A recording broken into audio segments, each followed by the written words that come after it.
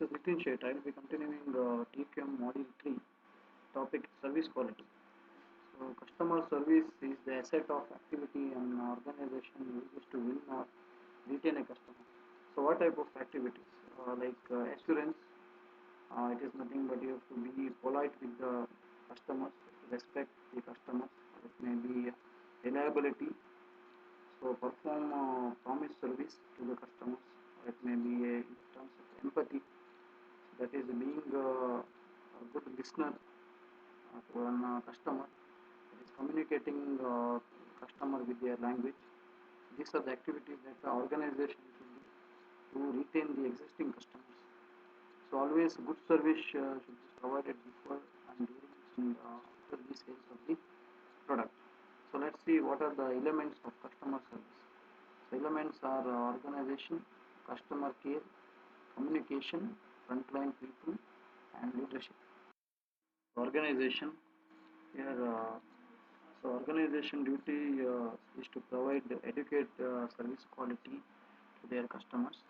So first thing is they have to identify each customer segment because the customer needs will be changing from one region to another region.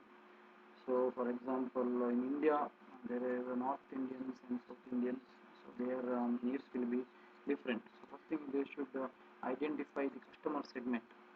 So then write down the requirements. So whatever the requirements based on these segments, so they should note down all the requirements and communicate the requirements to their employees. So these are the frontline people to execute the plan. So then organize the process. So process has to be properly organized in order to get the proper output that should be benefit to the customers. So next is the customer care. So here the customer care center has to be established to meet the customer's expectation, get the customer's point of view. So you have to understand the customers and deliver the product what we have promised and make the customer feel valued. Always you have to treat customer as a friend. Then respond to all complaints. So if you give solution to the complaint, then they will forgive the errors and so they can become a good customer for your organization. Communication is very important thing because in an organization the service quality is always dependent on communication system. So we know that if communication is good, the service will also be good. So here the customer relation is always based on communication and the information communicated should always be true. So this helps to minimize the trade-off between time and personal attention, minimize the number of contact points, provide pleasant, knowledgeable and enthusiastic employees. So already we know that the customer will be dissatisfied if there is a difference between what has been advertised and what has been received. So next is frontline people. So frontline people already know that they will be direct contact with the customer. So they will understand all the customer needs and their requirements. So we should not refer the customers to a person who doesn't know how to handle the complaints. So here the main thing is to hire people who like people and challenge them to develop better methods, give them the authority and to solve the problems. So leadership, the management commitment is also very important in quality improvement. So managers should always listen to the frontline people. They should see what's going on in the company and always CEO should spend some time behind service desk to understand the customer's requirement rather than sitting in the chamber alone. So this shows his involvement as a leader. Translating needs into requirements. So we know that customer needs to keep on changing. Each customer has his own needs for his satisfaction of the product. So to reduce this, they have used a Kana model, which translates the needs into requirements. So the model conceptualizes the customer requirements and represents three major area of customer satisfaction. So here, okay, look into the diagram. The first area is indicated by a diagonal line represents explicit requirement. So this is a diagonal line here, which is spoken and expected requirement spoken by the customer, and this is totally performance related. So if the performance is low, the customer will be dissatisfied. If the performance is good, the customer will be satisfied. So this is represented by the diagonal line. So next, second area is nothing but the innovation. So this is the curve which represents the innovation. This is the second area. So here some requirements which are not expected by the customer, suddenly when they get those requirements they will be excited. So they will be the exciter.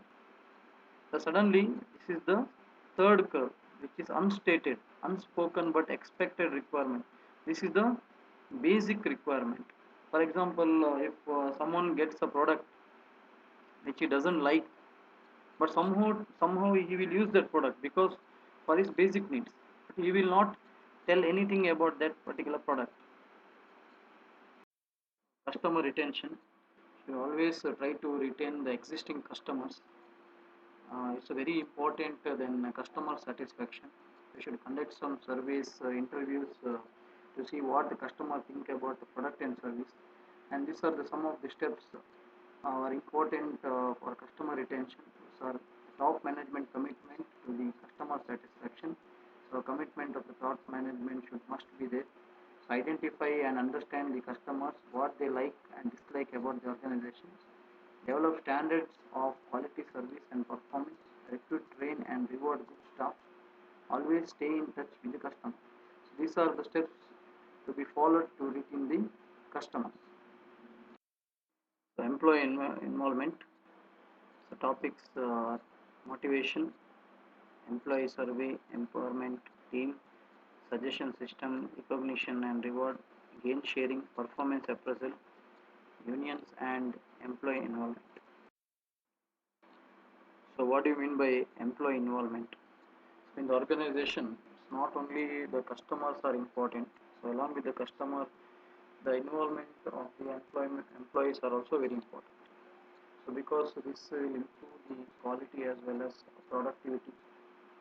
So it is a mean to better meet the organization goals for quality and productivity. So the internal customers are nothing but the employees. Even the employees should work in a systematic manner. So then only the productivity or quality will be good. So motivation. So what is motivation? So motivation is nothing but is an encouragement. So for employees, more motivation is needed. So here there are two types of motivational theory, that is Maslow hierarchy of needs and Herzberg two-factor theory. This is a motivation theory given by Maslow, known as Maslow hierarchy of needs. So first is the survival. So survival needs are nothing but the basic needs such as food, shelter.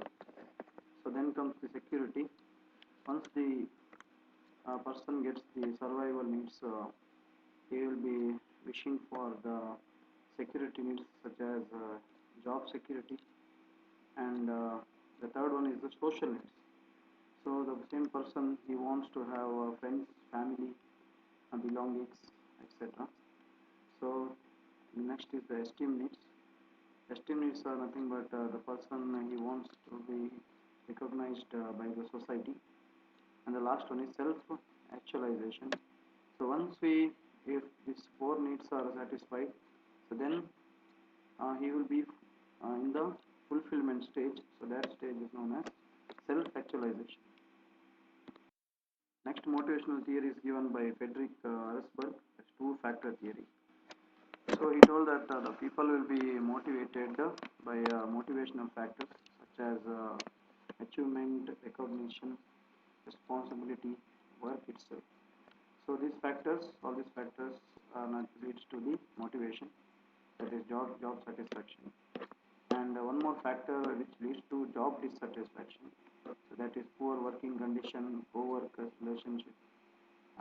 bad policy and rules, poor supervisor quality, all those leads to the demotivation. So these are the two factors given by Harshad.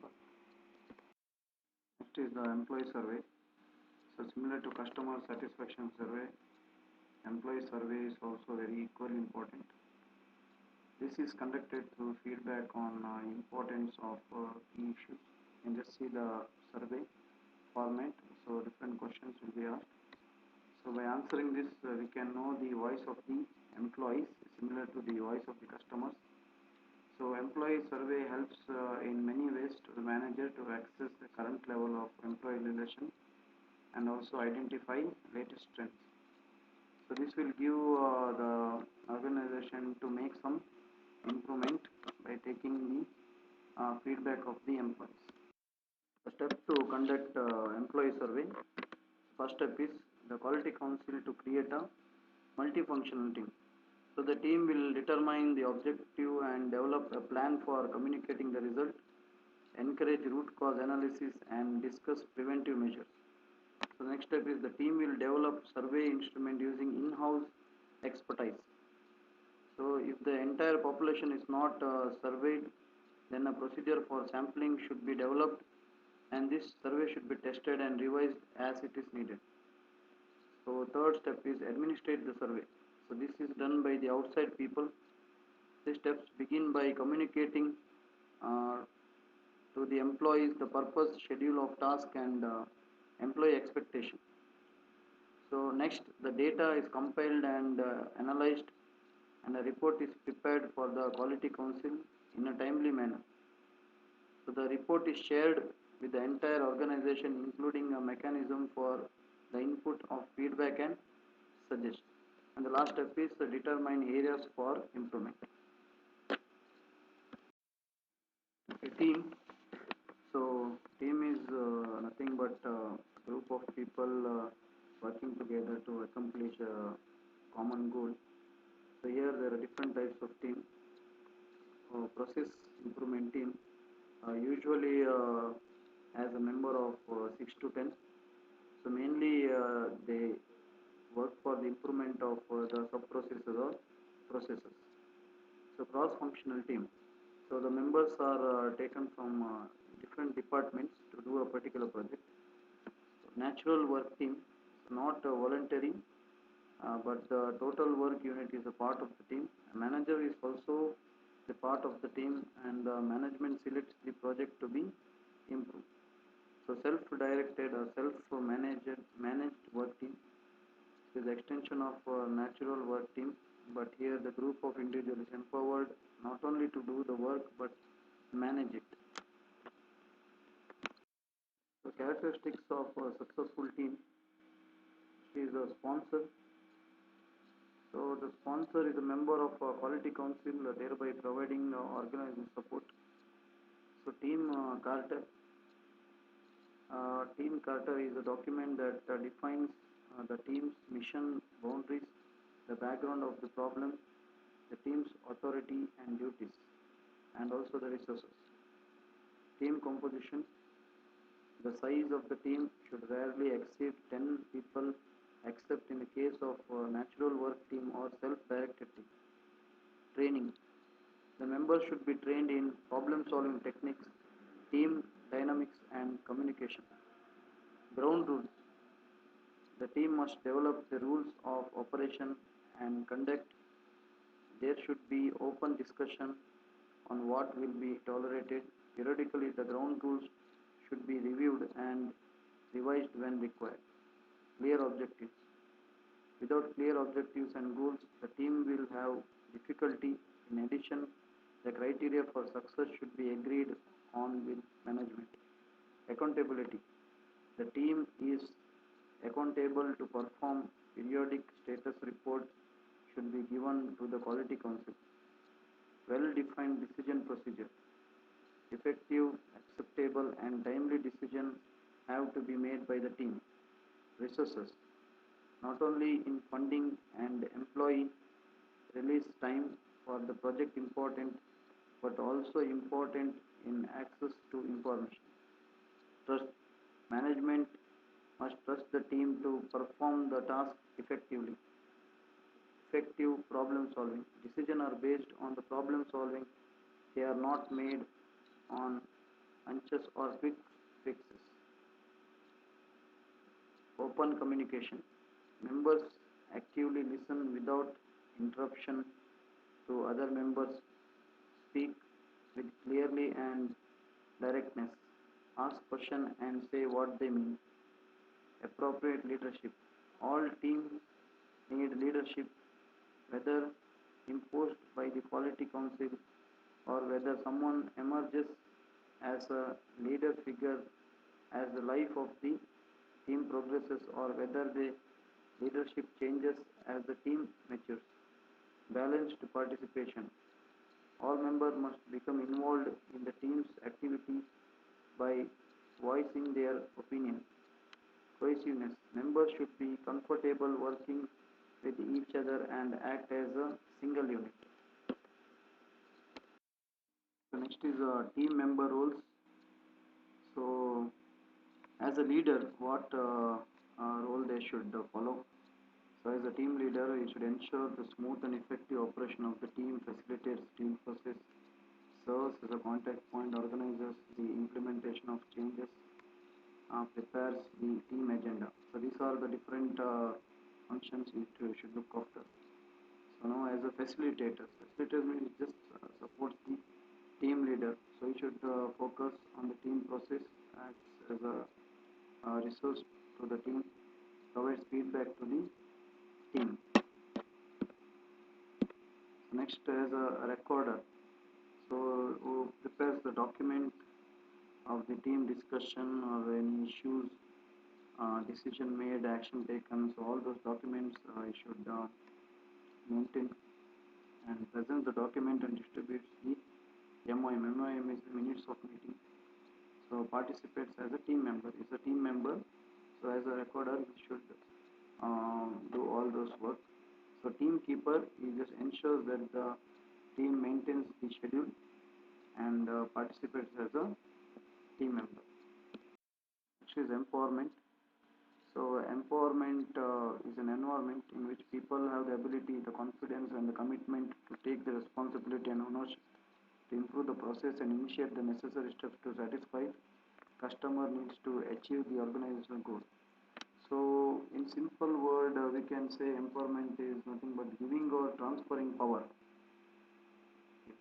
So if the power is not given, what will happen? The employees feel powerless and then it leads to a helpless situation which in turn affects the organizational performance.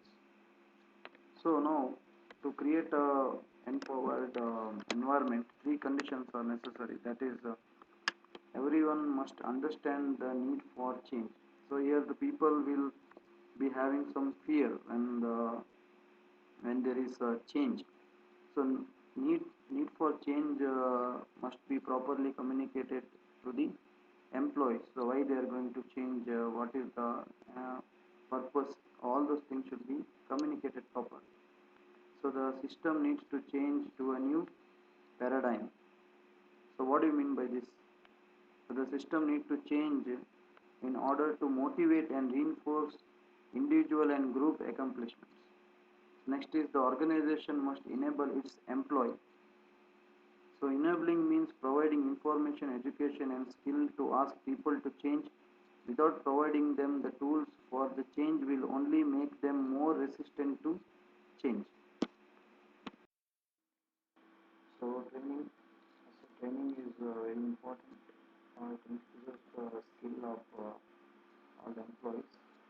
So the effective team always need a proper training.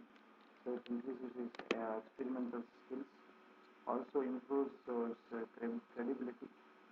So there should be always awareness program conducted, and also action-oriented training results in the right way. That is hands-on training. So last is team leader role is also important during training. Suggestion system. So every organization has a suggestion system. So they allow the employees to suggest any improvement for the organization.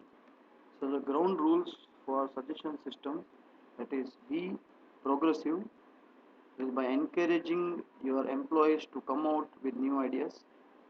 Remove fear, that is by focusing on process rather than persons, and simplify the process to keep it simple.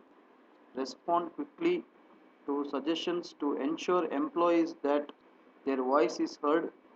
Reward the idea with published recognition to make it known to everyone. Recognition and reward. So it is nothing but a form of employee motivation. So here what the organization do, that is they will acknowledge the positive contribution of an individual or a team has made towards the success of organization. So the acknowledgement will be given in the form of certificates. Gain sharing, as the name itself indicates, the sharing of gain or earning of a business income may be called as gain sharing. So it is a financial reward and recognition system that results from improved organization performance. So performance appraisal. So all the organization they take performance appraisal from each individual. So to give the increment or increase the salary or to give the promotion. So it is nothing but just evaluating the efficiency or performance of the employee. So this completes module 3. Thank you.